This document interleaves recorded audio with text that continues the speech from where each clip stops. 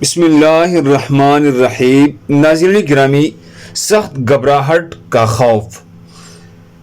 حدیث مبارک میں آیا ہے، سنن ترمذی کی روایت ہے، ترجمہ یہ ہے، حضرت عبداللہ ابن عمر رضی اللہ عنہما سے روایت ہے کہ رسول اللہ صلی اللہ علیہ وسلم نے ارشاد فرمایا، 3 شخص ایسے ہیں کہ جن کو قیامت کے سخت گھبراہٹ کا خوف نہیں ہوگا، نہ ان کو حساب کتاب دینا پڑے گا جب تک مخلوق اپنی حساب کتاب سے فارغ ہو، وہ مشق کے ٹھیلوں پر تفریح کریں گے۔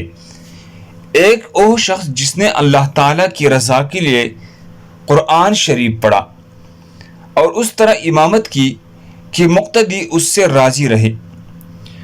دوسرا وہ شخص جو اللہ تعالیٰ کی رضا کے لیے لوگوں کو نماز کے لیے بلاتا ہو۔ تیسرا وہ شخص جو اپنے رب سے بھی اچھا معاملہ رکھے اور اپنے ماتحتوں سے بھی اچھا معاملہ رکھے۔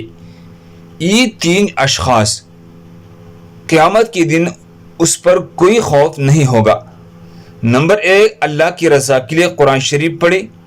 نمبر 2، اللہ کی رضا کے لیے لوگوں کو نماز کے لیے بلائی۔